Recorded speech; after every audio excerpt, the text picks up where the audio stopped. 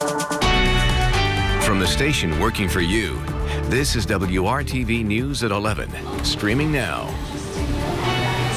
Masks, schools, and testing. Those are some of the issues covered in the state's weekly update on the pandemic. Good evening to you. I'm Amanda Starrentino.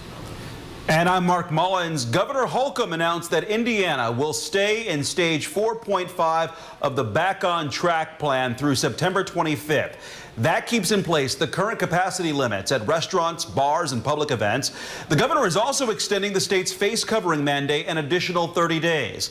The state health commissioner announced a new metric system to help school officials understand the level of community spread in their areas. The additional guidance will help districts make decisions. And the commissioner was asked about the new CDC recommendations on COVID testing. Under the updated guidelines, the CDC says people without symptoms do not necessarily need a test, even if they've been exposed to the virus. When we say not testing asymptomatic people, it's important that Hoosiers understand that if you're asymptomatic but a close contact of someone, or you're a close contact and you work in a long-term care facility or in a hospital system, and we're very concerned about you being an asymptomatic positive and taking that into your workplace, please still get tested.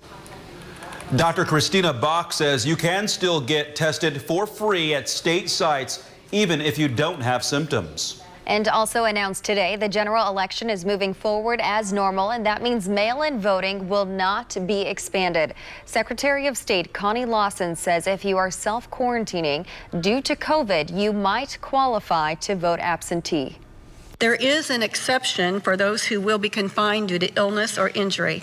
I've had a lot of questions on whether this qualifies someone who is afraid of getting COVID-19 at the polls. If you're confined to your home because you have a condition that puts you at high risk and you're self-isolating, you may qualify to vote absentee by mail. But if you're still going to the grocery store and running other errands, you're not confined to your home. Lawson also said the state is working with the Postal Service to prioritize applications and ballots. And today, the Marion County Election Board finalized plans for the November election. There will be 188 polling sites, including Bankers Life Fieldhouse and Lucas Oil Stadium. 6 will open for early voting. You can find a searchable map of each location on our website at WRTV.com. And even with all those voting sites, Marion County officials say they will have enough poll workers to keep things running during the November 3rd election, but they're still looking for additional volunteers just in case, and so are other counties across the state. WRTV's Cornelius Hawker talked to a woman who's worked at polling sites since 2006 about why it's such an important job. Your number one job is to help people get to exercise one of the greatest rights that we have in a democracy. Erin Kelly is talking about being a poll worker. To actually be a part of a process that makes America work, it's a really rewarding process. In our conversation over Zoom, Erin told me she's been working elections for almost 15 years, but decided to sit out Indiana's 2020 primary because of COVID-19. I have a couple of elderly parents that I help take care of, and at that point in our knowledge about the coronavirus, I didn't feel comfortable eventually putting them at risk. Hoping to address concerns over COVID-19, Secretary Lawson during the state's weekly coronavirus update said voting centers will be prepared with PPE for everyone, poll workers and voters alike. With that in mind, Erin shares what poll volunteers should expect in November. I think one of the things that will remain the same regardless of the virus is that people will have questions on Election Day. Whether it's checking your ID, finding your name in the poll book, or figuring out the equipment, poll workers are there to help. That's one of the great joys that I always took away from being a poll worker is that you're there to help everyone vote. Because of these trying circumstances, there will inevitably be some problems if you go to vote in person. Erin asks that you be patient. The poll workers, those are your friends, your neighbors, your colleagues, people you go to church with. You know, these aren't professional election staff. They're everyday people. So grant them a little grace as well as they're trying to navigate this election, particularly during a pandemic. Working for you, Cornelius Hawker, WRTV. If you want to be a poll worker, you can find a link in this story on our website at WRTV.com. Some people are not happy with the way Hamilton Southeastern Schools is handling the new school year. This was the scene this evening outside of the HSE school board meeting. Many people held signs calling for classes to be held in person. The district updated its back-to-school plan last Friday. Pre-K to 4th grade students will move to a hybrid model starting September 8th. 5th through 12th graders will remain 100% virtual. People outside the meeting explained why they disagree with the plan. They think it's the safest thing for an isolated group. This disease woefully afflicts the elderly and the debilitated. Our children, this is not the safest thing. Staying home, we know, is a detriment. So they're looking at it through very narrow windows. My health is my problem, and I need to be aware. And we both ask our family, if you are sick or if you've been with someone sick, all we ask you is to let us know, and then we'll take it from there. You know, I'll wear my mask, which I do most of the time, and I'll get my hands cleaned up. And past that, this is a situation we each need to take care of ourselves. Tonight's board meeting was streamed online and open to a limited amount of people. Some parents and educators spoke during the public comments. My kids desperately want to be back in the buildings, and they want things back to normal. Because my children are in grades 5 through 12, at this time, they will not be returning to the school buildings after Labor Day. I wanted to speak tonight on behalf of the multitude of district parents that say, that's okay. The district says it will evaluate the situation weekly. A downtown Indianapolis business that closed suddenly says it is working to make things right for customers that still have gift cards. A woman who has a $200 gift card with Studio 2000 Salon and Day Spa shared her story with WRTV Investigates. Now yesterday, this afternoon, an attorney with the spa responded. And Harley Means says the top priority is helping the spa's 20 employees find new jobs, and that some of those workers may honor gift cards at their new place of employment. Means also says the company is working on a plan that deals with its creditors, including gift card holders. During a year filled with public health and safety challenges, city and law enforcement leaders are working to tackle a number of issues. WRTV's Cameron Riddle followed along as the mayor and police walked through the far east side of Indianapolis tonight, checking in on residents and searching for solutions to curb a year of violent crime.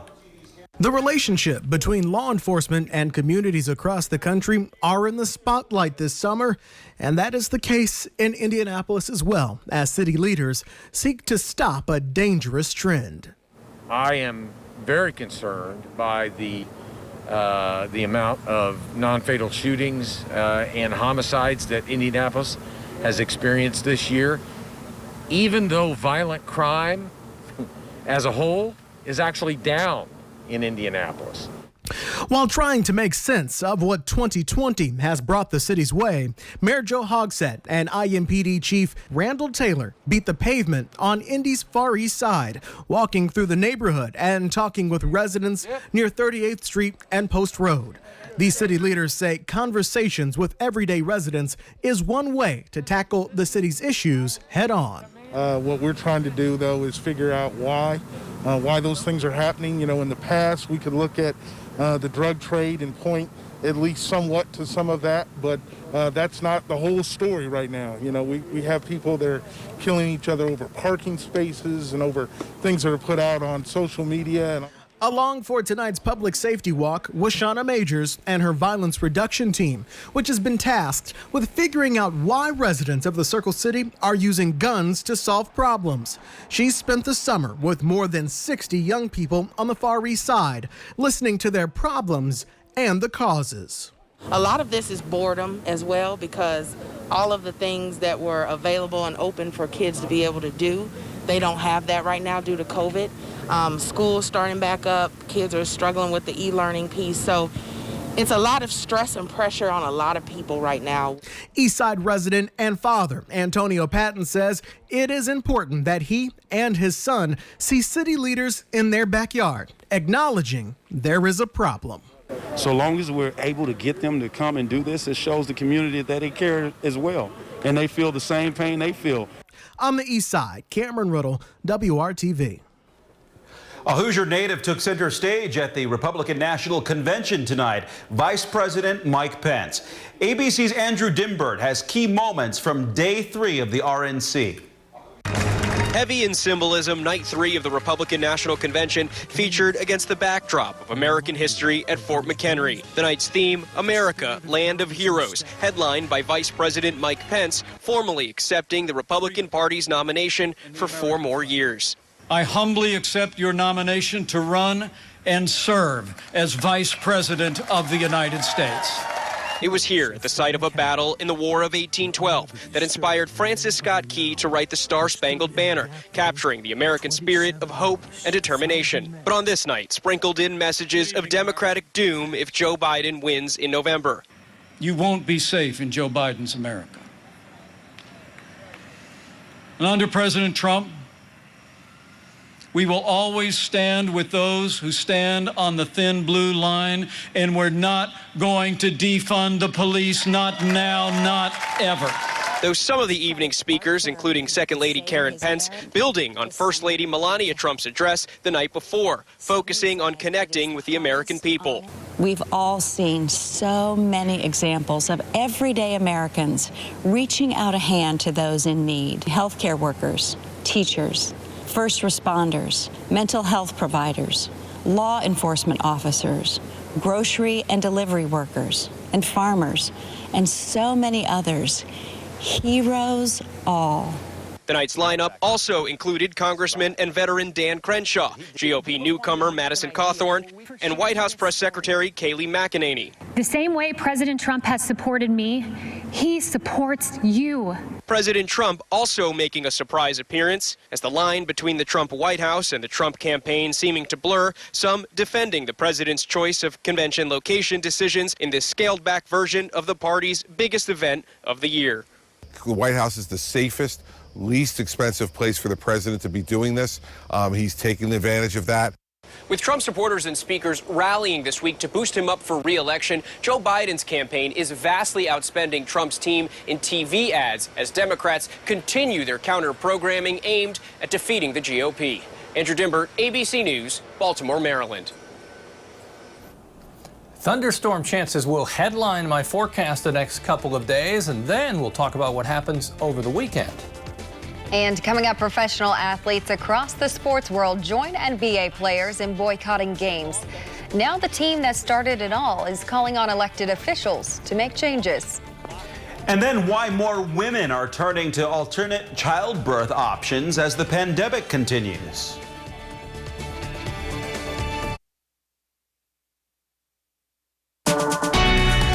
From the station working for you, this is WRTV News at 11, streaming now. Will the NBA playoffs continue tomorrow? That's the question tonight, after players boycotted today's game in response to the Kenosha shooting in Kenosha, Wisconsin. The movement started when the Milwaukee Bucks did not take the floor for Game 5 of the playoff series against the Orlando Magic. 2 other games were also scheduled. The NBA says they are postponed. Indianapolis native and former Pacer George Hill now plays for the Bucks. Hours after deciding not to play, Hill read a statement on behalf of the team. When we take the court and represent Milwaukee and Wisconsin, we are expected to play at a high level, give maximum effort, and hold each other accountable. We hold ourselves to that standard, and in this moment, we are demanding the same from lawmakers and law enforcement. We are calling for justice for Jacob Blake and demand the officers be held accountable. For this to occur, it is imperative for the Wisconsin State Legislature to reconvene after months of inaction and take up meaningful measures to address issues of police accountability, brutality, and criminal justice reform. 3 Major League Baseball games were also not played. Players with the Milwaukee Brewers and Cincinnati Reds decided not to play. The Seattle Mariners and San Diego Padres also postponed, as well as the Dodgers and the Giants. The Mariners have the most black players of any MLB team, and 5 of 6 Major League Soccer games have been postponed.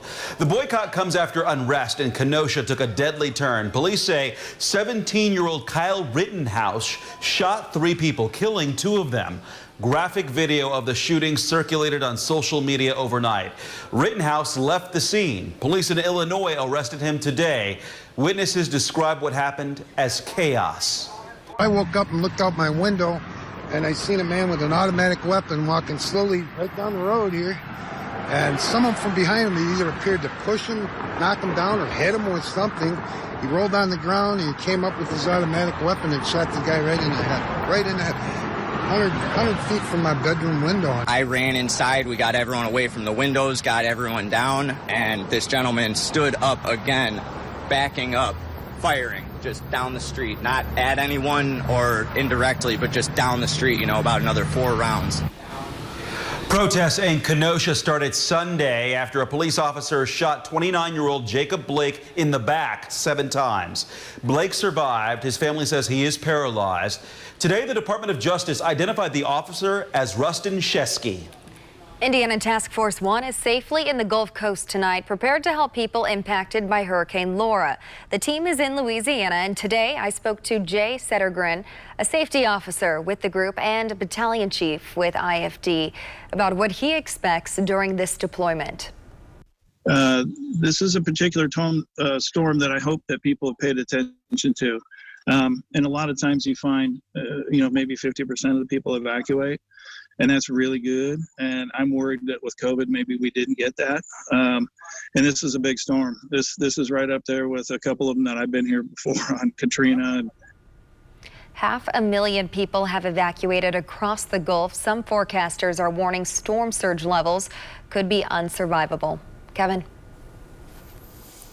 Well, the wind's 150 miles per hour now. This is just a couple hours from making landfall. It's just 7 miles per hour from being a Category 5, a rare hurricane. This will continue to push to the north once making landfall. I'll show you the track here. As this moves to the north, obviously it loses steam as far as producing deadly winds and storm surge, but will continue to be a heavy rain producer. The track continues to stay south of the Ohio River. You can see Friday night into Saturday passing south of the Ohio River through Kentucky. As far as potential rainfall, through Louisiana into Arkansas and Kentucky, that seems to be the area of heaviest rain. It diminishes north of that. That's not to say we won't see some pockets of heavy rain, because tomorrow and on Friday, anytime we have rain, potentially it's heavy because of the very humid conditions. A scattered shower thunderstorm in the morning tomorrow. They develop in the afternoon as well. Once we start to heat things back into the middle to upper 80s, again, a couple of these showers and thunderstorms will have some heavy rainfall. It looks like we end our streak at 3 straight days of 90 degrees. We'll fall just short tomorrow. Friday, we'll keep our eye on the severe weather potential. A slight risk from central Indiana north, a low or marginal risk south. The most likely time for thunderstorms widespread would be late Friday and then Friday night into Saturday. Our temperatures will cool off as we move toward the weekend, but not just the temperature change, it's the humidity change that becomes more noticeable. Showers, thunderstorms through Friday, then on Saturday they'll diminish, and the temperature falls into the 50s on Sunday and Monday mornings. The rain chance stays low early next week, and our high temperatures stay around 80 degrees. That's a stretch with below average temperatures. Mark? All right, Kevin, thank you. The Pacers are looking for a new head coach. Today's firing of Nate McMillan comes as a surprise because the team extended his contract before the playoffs started. WRTV Sports Director Dave First explains what may have prompted the change and what may be next for the blue and gold. Well, just 2 days after another Pacers playoff run had come to an end, the organization deciding to go in a different direction with its head coach, and the timing comes just 2 weeks after it had offered Nate McMillan a 1-year contract extension with another club option after that. Now, there's no doubting what Nate has done in the regular season with the Pacers. 4 seasons, 4 trips to the playoffs, leading teams that have been good, but not great. He caught the tail end of the Paul George era as the head coach in the beginning of the Victor Oladipo era, but not being able to make deep playoff runs was enough for the Pacers to make the change. ESPN is reporting tonight that the team is expected to look at Houston Rockets head coach Mike D'Antoni, who is currently in the final year of his contract. But here's what it boils down to for the franchise. Swept in the playoffs in 2017. Oladipo and the Pacers, they were able to get LeBron James and the Cavs to a Game 7 in 2018, but then swept by the Celtics last year, and then Monday swept by the Miami Heat. Nate has certainly won some games, though. He's 4th on the Pacers' all-time NBA wins list and for his career, 661 victories with the Sonics, Blazers, and Pacers. Dave First, WRTV Sports.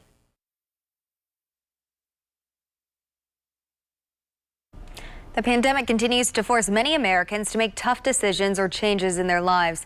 That includes pregnant women who face new challenges. Scripps reporter Amanda Brandeis learned more mothers-to-be are considering their options outside of the hospital. Goodness, we've been planning this for 5 years. Last December, each second of waiting and moments spent hoping was erased when Celeste Saunders and her husband got the news. Well, I'm pregnant. But Celeste never imagined she'd bring a baby into the world without her support system by her side. You just realize that you do need support. You know, pregnancy does bring out a lot of emotions. She was alone for each milestone captured in these ultrasound pictures. The heartbeat, I think it's a big deal. You know, having to tell him what I saw. Her husband couldn't come to doctor's visits because of safety protocols. After I found out that, for one, my mom possibly can't make it because of, you know, the risks, I wanted to make sure that I did have the support. So Celeste looked at options outside of the hospital, eventually settling on a birthing center with a medically trained midwife and a doula for physical and emotional support. There was definitely an uptick in inquiries around the birth community about options outside of hospitals. A certified doula, Jennifer Cole, will be there with Celeste when she gives birth, along with her husband. Because many hospitals are only allowing one support person, Cole's gone virtual with many clients, FaceTiming during childbirth. It's like school. It's not the same as being in the classroom, but it's better than nothing at all. Elliot Main leads an organization created to improve health outcomes for mothers and babies. It's a scary time because there were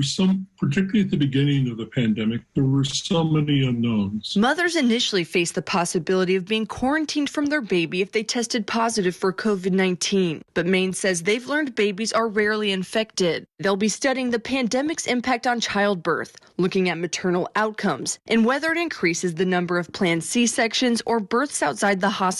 I think the important thing about COVID-19 is that we're moving from a time of fear to a time of better understanding. Every pregnancy is different, every mother is different, so it's not a cookie cutter answer. Cole is happy women are learning they have childbirth options, especially when so much feels out of our control.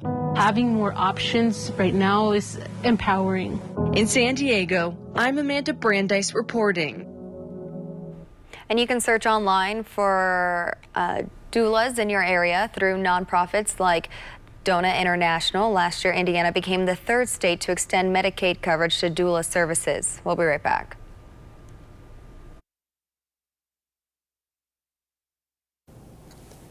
Scattered thunderstorms possible anytime tomorrow. That starts in the morning. Will be slightly cooler because of more cloud cover and the showers and thunderstorms around. Amanda?